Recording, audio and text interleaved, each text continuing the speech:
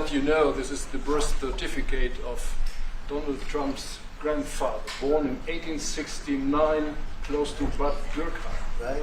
Yeah. That's called And serious. his Christian name was Friedrich. Right?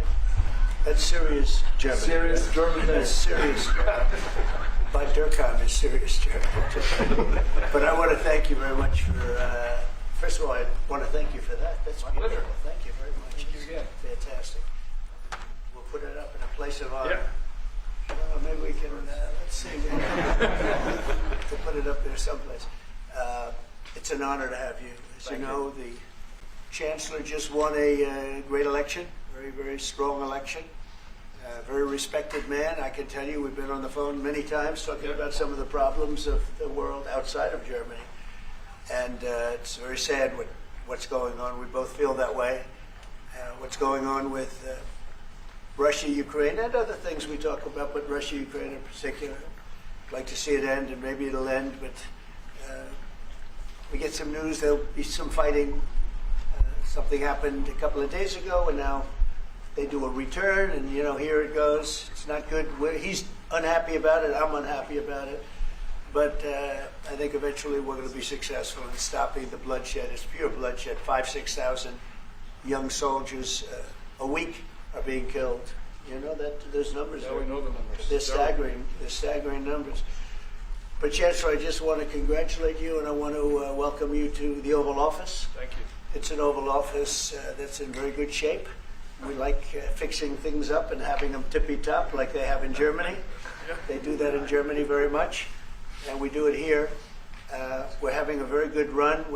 I also had a great election, great win, won everything. Won the popular vote, all 7 swing states, which is a big deal. Yeah. It's pretty unusual to do that. And we have a great mandate from the people, and part of our mandate is we're going to have a great relationship with your country. So I just want to thank you very much for being here, and if you'd like to say a few words. Absolutely. So, thank you, first of all, Mr. President, for your kind invitation to come to Washington, D.C. I was in this building first time ever in 1982, I told you, when former President Ronald Reagan was in office. So I'm very happy to be here again and to offer our close cooperation with the United States of America. Yeah. We are having so much in common, our history. We owe the Americans a lot. We will never forget about that. And so with your German provenance, I think this is a very good basis for close cooperation between America and Germany. So again, thank you.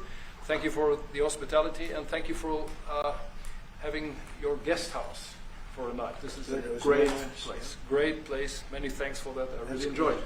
Thank you. It's a wonderful place. It's a landmark also. And Blair House, it's a nice place to stay. Yeah. Thank you very much for saying that. Would you have any questions, please? Mr. President, on your new travel ban, why now? And if the Boulder attack was part of your reasoning, why not include Egypt on that list where the suspect is from? Well, because Egypt has been a country that we deal with very closely. They have things under control. The countries that we have don't have things under control. And why now? I can say that it can't come soon enough, frankly. We want to keep bad people out of our country. The Biden administration allowed some horrendous people, and we're getting them out one by one, and we're not stopping until we get them out. We have thousands of murderers. I even hate to say this in front of the Chancellor. Of course, you have a little problem too with some of the people that were allowed into your country. It's not your fault. It's not your fault. It shouldn't have happened. I told her it shouldn't have happened what she did, but you have your own difficulty with that, and we do, and we're moving them out, and we're moving them out very strongly. But it can't come fast enough. We want to get them out. We want to get them out now. We don't want to have other bad people coming into our country. But using the word bad, I'm being nice. Okay. The Democrat says a distraction. You put out on Truth Social a post regarding your conversation with President Xi. Right. Can you talk about whether or not you feel that trade talks, trade relations are back on track after appearing to be a little bit off track last week? A little bit off track. It was only the complexity. It's pretty complex stuff. We had a very good conversation with President Xi a little while ago, just before your arrival. In fact, we just hung up, and they said, "You're here." I said, "That's pretty good." Two great leaders of the world in a very short period of time. We had a very good talk.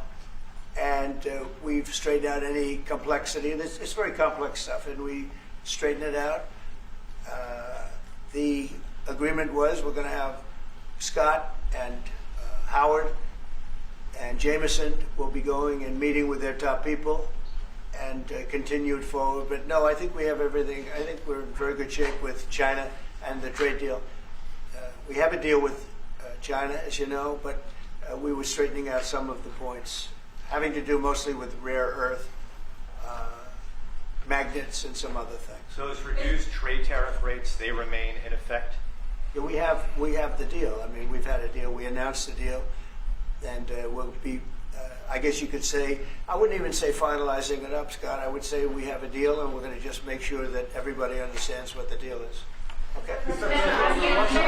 We had a really good conversation. By the way, he invited me to China, and I invited him here. We're both accepted. So I'll be going there with the First Lady at a certain point, and he'll be coming here hopefully with the First Lady of China. Mr. President, from Germany. Go ahead, please. Did you talk about the Chinese students? Are you allowing them to come to, Oh yeah, to no, the US? Chinese students are coming. No problem. No problem. Okay, On Germany. It's our honor to have them, frankly. Look, we want to have foreign students, but we want them to be checked. You know, in the case of Harvard and Columbia and others, all we want to do is see their list. There's no problem with that. This is anybody outside of our country, international students. Because when we see some of the people that we've been watching, we say, where do these people come from? How is that possible? No, we want to have foreign students come. We're very honored by it, but we want to see their list. Harvard didn't want to give us the list. They're going to be giving us the list now. I think they're starting to behave, actually, if you want to know the truth.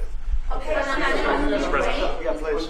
On Russia, are you willing to put more pressure on Putin to end the war by imposing new sanctions on Russia and also on China? Well, remember, I'm the one that ended Nord Stream 2, going to a place called Germany, come to think of it. I'm sorry I did that. I don't know.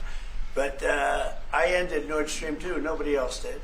And then when Biden came in, he immediately approved it. That's the largest, essentially the largest pipeline in the world, going to Germany and other countries.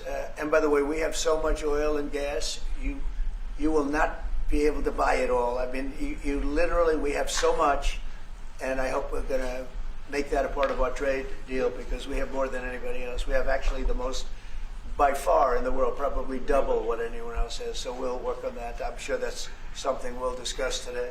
Mr. President. Mr. President. What do you expect from Germany and what do you expect from the Chancellor? Well, first of all, I'm glad to meet because I've been dealing with the Chancellor, and he's a very good man to deal with. He's difficult, I would say. Can I say that? It's a positive. Go ahead. You wouldn't want me to say you're easy, right? No. He's a very great representative of Germany. I think all we want is just going to have a good relationship. The rest will just sort of follow very easily. We'll have a good trade deal. I mean, I guess that will be mostly determined by the European Union, but you're a very big part of that, so you'll be involved.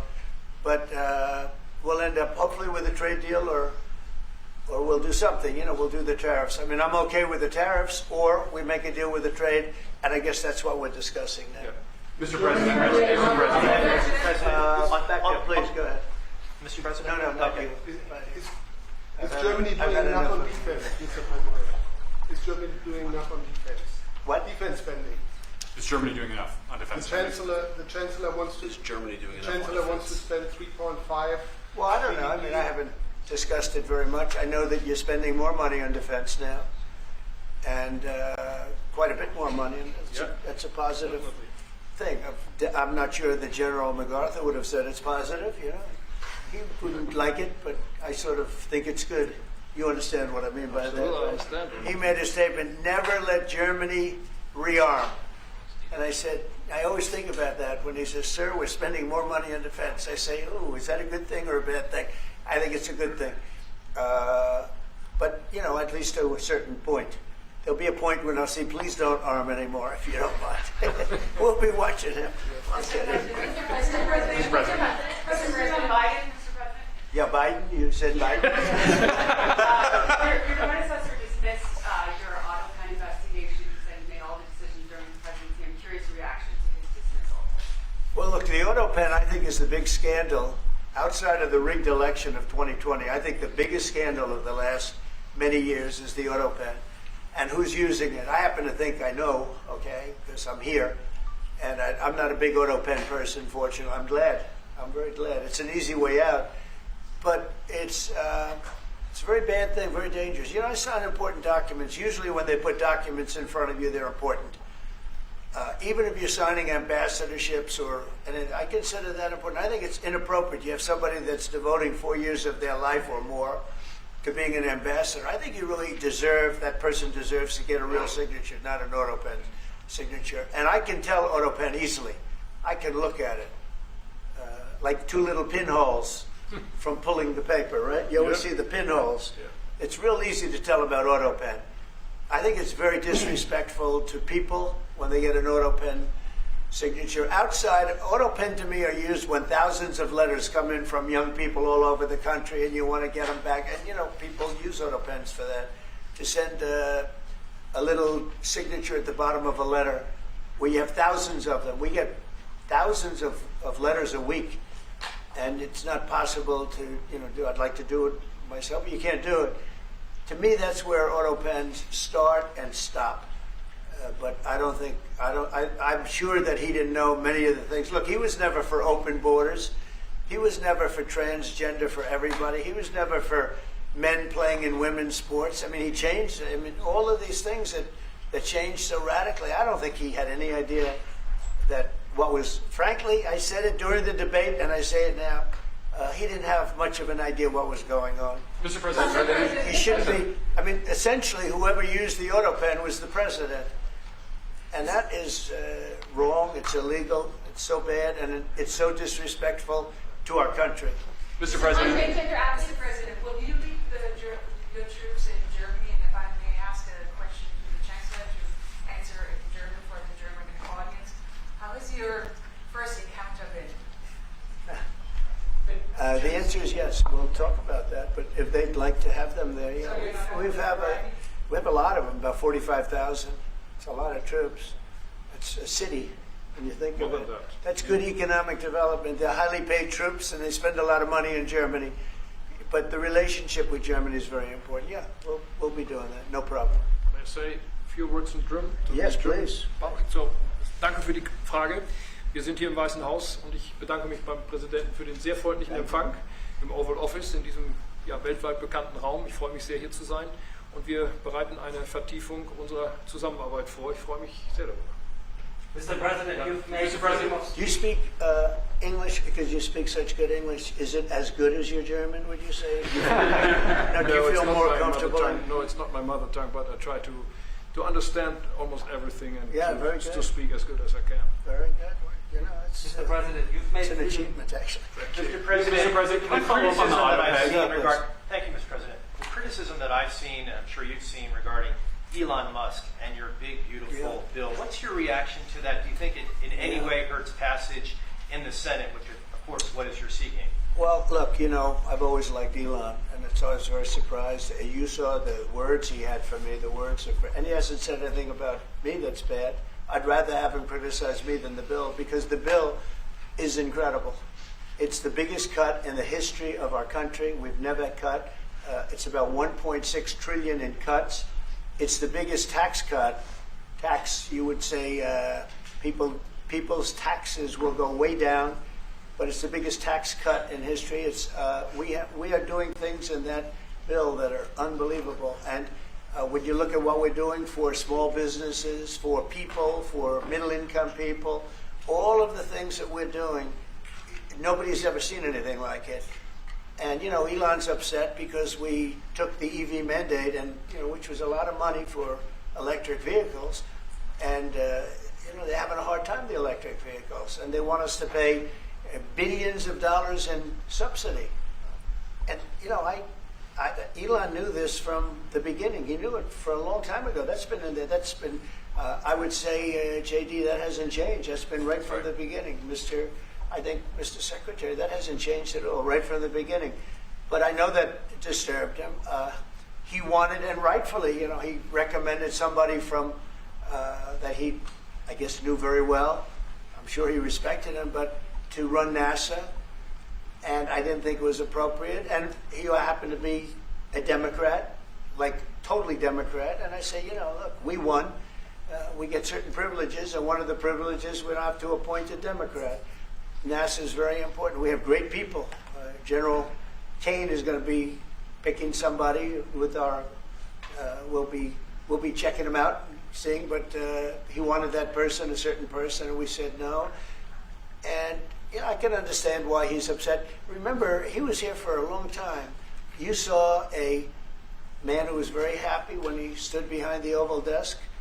And even with the black eye, I said, do you want a little makeup? We'll get you a little makeup. But he said, no, I don't think so, which is interesting and very nice. He wants to be who he is, so you could make that statement too, I guess. Look, Elon and I had a great relationship. I don't know if we will anymore. I was surprised because you were here. Everybody in this room practically was here as we had a wonderful send-off. He said wonderful things about me. You couldn't have nicer. Said the best things. He's worn the hat. Trump was right about everything. And I am right about the great, big, beautiful bill. We call it a great, big, beautiful bill because that's what it is. And again, biggest tax cuts in history, biggest economic development moves anywhere. We've never done anything like it. Business is spurred. And I don't know if you've seen the numbers, but the numbers came out. Even the CBO, which is run by Democrats, said that we're going to be doing, you know, I'd like you to discuss it, the 2.8 trillion that CBO. This is a group of people that are Democrats. They're very hostile to us. They just came out with phenomenal numbers, what it does. You want to mention that, Scott? Yes, sir. So what we've seen is we keep hearing from the CBO that there's going to be a large deficit from the bill, which we disagree with, but using the CBO scoring, they came out and scored the tariff revenue. We think it'll be the minimum of $2.8 trillion over the 10-year window, which actually puts the bill in surplus if you include the tariff revenue, which they won't do. It gives you a tremendous surplus, but we're not allowed to use that. For some reason, they say scoring. Nobody knows what scoring means. Maybe a couple of people, but nobody. Somebody sits in the background. They say, well, we're not going to allow that. They're not allowing other things that we have that are tremendously profitable for our country. But if you saw the other day, CNBC, they came out with numbers, and the people on the show, very good people, I've watched them for a long time, they couldn't believe the numbers, how good they are. The numbers were incredible, and that was personal income and also very low inflation. We have very low inflation. We're down to 2% now, and maybe even lower than that. And when I took it over, it was a mess. Remember, we had the worst inflation probably in the history of our country. They say 48 years, but let's say I think it's worse than that. So we had the worst inflation in the history of our country under the Biden administration. Now we're down to a beautiful number, 2%. You'd actually like to keep it there. Better than zero is 2%. It's going down maybe to 1, and 1% is like perfect.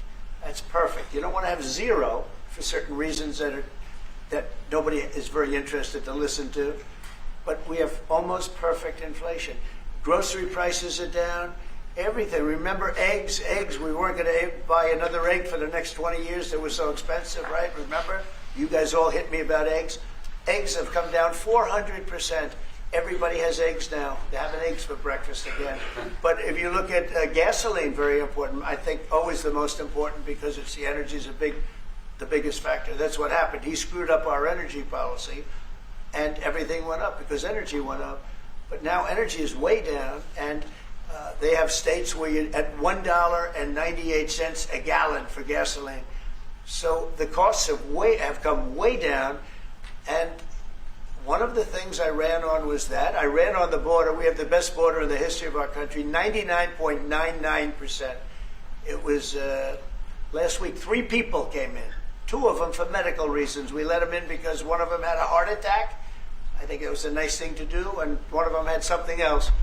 So we've never I had very good numbers for 4 years, but we really topped it. And I want to thank Christie and Tom Homan. They've done a fantastic job. But nobody mentions that anymore. Remember, a few months ago, the border was a total disaster. People were coming in by the hundreds of thousands of people a day, a week, a month. I mean, we had a month, 2 million people came in 1 month. the border was being overrun, and a lot of bad people, criminals, murderers, drug dealers. We had some of the worst people in the world coming in from all over the world. It's totally closed. And you know what? People are coming into our country, but they're coming in legally. So we've done a great job. Elon knew that. Elon endorsed me very strongly. He actually went up and campaigned for me. I think I would have won. Susie would say I would have won Pennsylvania easily anyway, even if the governor ran, the real governor, not the governor from Minnesota, he's a sick puppy, that guy. That poor guy, I feel sorry for him. But they made a bad choice with him. But if you pick Shapiro or anybody else, I spoke to him recently about his house being set on fire, which was terrible. But if they picked him, I would have won Pennsylvania. I won it by a lot. But I'm very disappointed because Elon knew the inner workings of this bill better than almost anybody sitting here, better than you people. He knew everything about it. He had no problem with it. All of a sudden he had a problem. And he only developed the problem when he found out that we're going to have to cut the EV mandate, because that's billions and billions of dollars. And it really is unfair. We want to have cars of all types. Electric, we want to have electric, but we want to have a gasoline, combustion. We want to have different. We want to have hybrids. We want to have we want to be able to sell everything. And when that was cut, and Congress wanted to cut it, it became a little bit different. And I can understand that. But he knew every aspect of this bill. He knew it better than almost anybody. And he never had a problem until right after he left. And if you saw the statements he made about me, which I'm sure you can get very easily, it's very fresh on tape, he said the most beautiful things about me. And he hasn't said bad about me personally, but I'm sure that'll be next. But I'm very disappointed in Elon. I've helped Elon a lot. To that end, Mr. President, I just want to clarify, did he raise any of these concerns with you privately before he raised them publicly? And this is the guy you put in charge of cutting spending. Should people not take him seriously about spending now? Are you saying this is all sour grapes? No, he worked hard and he did a good job. And I'll be honest, I think he misses the place. I think he got out there and all of a sudden he wasn't in this beautiful Oval Office, and he's got nice offices too. But there's something about this one. I was telling the Chancellor, this is where it is. People come in here, even from Germany. They come in and they walk into the Oval Office, and it's just a special place. It's, World War I, it started and it ended here, and World War II, and so many other things. Everything big comes right from this beautiful space. It's now much more beautiful than it was 6 months ago. A lot of good things are happening in this room. And I'll tell you, he's not the first. People leave my administration and they love us. And then at some point they miss it so badly, and some of them embrace it and some of them actually become hostile. I don't know what it is. It's sort of Trump derangement syndrome, I guess they call it. But we have it with others too. They leave and they wake up in the morning and the glamour's gone. The whole world is different and they become hostile. I don't know what it is. Someday you'll write a book about it. You'll let us know. Yeah. Mr. President, speaking of ending wars in this room, you were very critical of Vladimir Putin a couple of days ago. What kind of play does he play from your perspective? What are his Well, look, he got hit. He's been doing hitting, so I understand it. But he got hit hard, and I don't think he's playing games. I think I've always said he wanted the whole thing. I thought he wanted the entire everything having to do with Ukraine. That's something that would have never happened if I were president. The election was rigged. I didn't get to be president, but I got to be president now. And I think it's a much more important presidency. Other than a couple of things like that, the war would have never happened. The war with Ukraine, with Putin, would have never happened, ever, not even a chance. And it didn't happen for 4 years. And it wasn't thought of. I used to talk to him about Ukraine a lot. It was the apple of his eye, but he would have never done what he did. And I think mistakes were made by him, but I think mistakes were made by other people. The president should have never allowed that war. Biden should have never allowed that war to happen.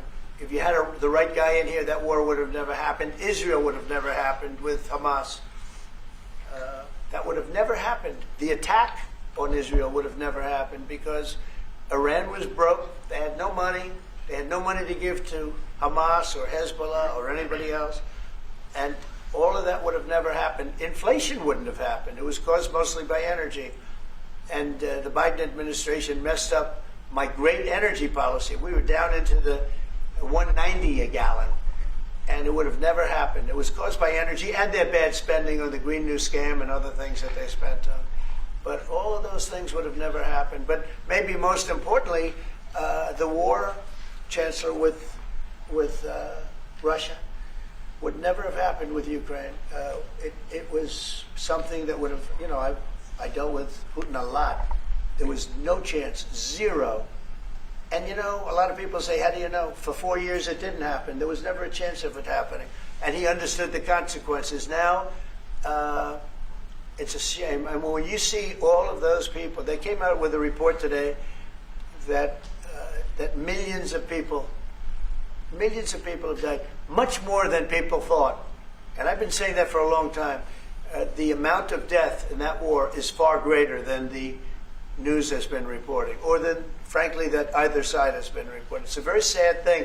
And I can tell you, just speaking for the Chancellor, because we speak about it, he feels the same way. He wants to see it ended. Would you like to say something? Absolutely. And I'm here, Mr. President, to talk with you later on how we could contribute to that goal. And we all are looking for measures and for instruments to bring this terrible war to an end. And may I remind you that we are having June 6th tomorrow. This is D-Day anniversary, when the Americans once ended a war in Europe. And I think this is in your hand in specific, in ours. That was not a pleasant day for you? No, that was not a pleasant day. This was not a great in day. the long run, Mr. President, this was the liberation of my country from Nazi dictatorship. That's true. So, That's true. And we know what we owe you. But this is the reason why I'm saying that America is again in a very strong position to do something on this war and ending this war. So let's talk about what we can do jointly, and we are ready to do what we can. And you know that we gave support to Ukraine, and that we are looking for more pressure on Russia. The European Union did, and we should talk about that. We will talk about it. And, you know, it's good timing. The numbers for our country are through the roof, the economic numbers, because of the election and because of tariffs and other things, a lot of things. But we've had some of the best numbers we've ever had. They were reported yesterday, the day before, and even today. Country is doing really well. I think that one of the things you'd be most interested in is that 6 months ago we were having a hard time getting anybody to join our military. I mean, they just couldn't do it. The numbers were record low. We couldn't get people to join the military. It wasn't me. It was before I got there, the past administration. But 6 months ago, a year ago, the numbers were record low. You couldn't get them to join. That included the police. And you couldn't get them to join. Now, we just hit the highest number in the history of our country, we think, but very close, but the highest in the history of our country, recruitment, joining the Army, Navy, Air Force, Marines, Coast Guard, police forces all over the country. What did you do for that? What was the reason? Spirit. They love our country again. You're going to do the same thing. Spirit. Mr. President, we have great spirit is back in our country, and it's very simple. And, you know, it was only, Susie, 6 months ago, right, that you got reports, you're the one that released them, that you couldn't get anybody to join the military, and now we're stopped. Every service now is packed, and we have waiting lists of people trying to get in, as good as we've ever had in the history of our country. So that's an honor. That's a great honor. Mr. President, Mr. President, on the war. You've asked. You've had it now. Go ahead, please. Mr. President, so would you consider to put more sanctions on Russia? Because this discussion is going on now for weeks and months, and you tweeted about it once, but then nothing happens. So when I see the moment when we're not going to make a deal, when this thing won't stop, is there a deadline at that for you? moment, yeah, it's in my brain, the deadline. When I see the moment where it's not going to stop, and I'm sure you're going to do the same thing, will be very, very, very tough. And it could be on both countries, to be honest. You know, it takes two to tango. But we're going to be very tough. Whether it's Russia or anybody else, we're going to be very tough. That's a bloodbath that's going on over there. And when I see the moment where I say, well, they're going to just keep fighting, You know, I gave the analogy yesterday when I spoke to President Putin. I had a 2-hour and 15-minute call with him. Sometimes, and this is me speaking maybe in a negative sense, but sometimes you see two young children fighting like crazy. They hate each other and they're fighting in a park. And you try and pull them apart. They don't want to be pulled. Sometimes you're better off letting them fight for a while and then pulling them apart. And I gave that analogy to Putin yesterday. I said, President, maybe you're going to have to keep fighting and suffering a lot because both sides are suffering before you pull them apart, before they're able to be pulled apart. But it's a pretty known analogy. You have two kids, they fight. Sometimes you let them fight for a little while. You see it in hockey. You see it in sports. The referees let them go for a couple of seconds, let them go for a little while before you pull them apart. And maybe, and I said it, and maybe that's a negative because we're saying go, but a lot of bad blood. There's some bad blood between the two. I have to deal with it, and the Chancellor has to deal with it. It's incredible. The level of, there's a great hatred between those two men, but between the warring parties. Great hatred. What make you say and believe apparently that there's no immediate peace? What? That there is no immediate peace. That will no. Well, I can't. I'd love to have immediate if I could. But why if I could, but we don't have immediate. You know, it's like I'd love to have that. I'd like it to start right now. We would leave a room if we knew the war could end.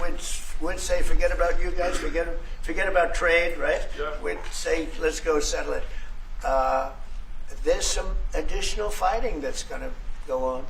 You know, he attacked, and they attacked pretty harshly. They went deep into Russia, and he actually told me. I mean, I made it very clear. He said we have no choice but to attack based on that, and it's probably not going to be pretty. I don't like it. I said, don't do it. You shouldn't do it. You should stop it. But again, there's a lot of hatred. And, you know, I'm very proud of the fact that with India and Pakistan, I was able to stop that. And those are nuclear powers. That was getting close to being out of hand. And I spoke to some very talented people on both sides, very good people on both sides. And I said, you know, we're dealing with you on trade, Pakistan and India right now. I said, we're not going to deal with you on trade if you're going to go shooting each other and whipping out nuclear weapons that maybe even affect us. Because, you know, that nuclear dust blows across oceans very quickly. It affects us. And I said, if you're going to do that, we're not going to do any trade deals. And you know what? I got that war stopped. Now, I hope we don't go back and we find out that they signed it, but I don't think they will. They were both good. They were well represented. I want to congratulate both countries because, as you know, the leader of India, who's a great guy, was here a few weeks ago. We had some great talks. We're doing a trade deal. And Pakistan, likewise, they have very, very strong leadership. Some people won't like when I say that, but, you know, it is what it is. And they stopped that war. Now, am I going to get credit? I'm not going to get credit for anything. They don't give me credit for anything. But nobody else could have done it. I stopped it. I was very proud of that. I wish we could do the same thing with Ukraine and Russia. And at some point it'll happen. I believe that. And if it doesn't happen, or if I see somebody's out of line, if Russia's out of line, you'll be amazed how tough. Remember this. They like to say that I'm friends with Russia. I'm not friends with anybody. I'm friends with you. I'm not friends with that. I want the right thing to happen for our country, for everybody, for humanity. But I'm the one that stopped the pipeline. It's called Nord Stream 2. Until I came along, nobody ever heard, not one person in this room ever heard of Nord Stream 2. You probably did, yes, because it went to Germany. He's the only one that heard. This was a mistake. But I stopped him. I stopped it. Yeah, and you've said that openly. Yeah. It was a mistake because, and I used to go with Angela. I'd say, well, wait a minute. We're spending all this money to defend you against Russia, and then you're giving Russia billions of dollars a month. What kind of a deal is that? You know, but you said it better than anybody else. I appreciate it. But I'm the one that stopped it. And that was the biggest economic development job, if you want to call it that, in the history, think of it, in the history of Russia. That was a massive, it's the biggest pipeline in the world. going to go all over Europe, not only to Germany. You know, they're Germany, but then they were branching off all over to Europe. Nobody ever heard of, not one person of you heard of it. And I stopped it. It was dead. And then they say, I'm friends with Putin. I got along with him. He respected me, I respected him. It would have never happened. But I stopped Nord Stream 2. When Biden came in, almost the first week, he approved it. He let it be built. And then they say that I wasn't tough on Russia. Putin said to me, you know, you're not tough on Russia. You stopped the biggest, most important job we've ever done. You stopped it. And Biden came in and he let it be built. And I'll tell you what, I'll never forget the day. I had it totally stopped. They weren't building. They gave up on it. They weren't able to. And then Biden came in and he let him build. I couldn't believe it. Okay, one or two questions more, please. Any questions? Any questions for the Chancellor? Yes, Go ahead, for the Chancellor. That would be one. I like his answers much better. Well, would you continue to support Ukraine? Yeah, I'm with Ukraine. We just signed a big deal on rare earth with Ukraine, and we want to. I want to. You know what? I'm for stopping killing. Really, that's what I'm for. Again, a war that would have never started, should have never started. I want to see the killing stop. We spent $350 billion, much more than Europe, but Europe spent a lot also, and they spent way over $100 billion. Yeah. So you're talking about close to $500 billion went into that whole thing. And it's not even the money, and I know with you too, it's a lot of money, but it's the death that's being caused. We went to the Middle East. I went last week to the Middle East. We took in $5.1 trillion. That's many, many times. That's 30, 40 times, 50 times more than what we're talking about. It's think of that, $5.1 trillion of investment with one trip that lasted 4 days. So it's not the money. It's a little the money, but not the money, the big thing. The big thing is the death. The death of, and really the decimation. You've lost a whole culture. You know, Ukraine had the most beautiful turrets. They call them turrets. Little towers, beautiful towers. The most beautiful in the world. They're all now laying on their side, blown to smithereens. It'll never happen again. They've taken away the culture of a country. They've taken away the heritage of a country. It's a terrible thing. But most importantly, again, is the death. 5,000 plus people a week, soldiers, are being killed. He doesn't want that, and I don't want that. One more. Yeah, please. Mr. President, do you support the Graham bill on putting high tariffs? I have not looked at it, but they'll be guided by me. That's the way it's supposed to be. They're going to be guided by me. No, I haven't looked at it. It's a bill on sanctions, etc. I'm a very quick study. At the right time, I'll do what I want to do. But it could very well be okay. I'll have to see. But they're waiting for me to decide on what to do, and I'll know maybe very soon.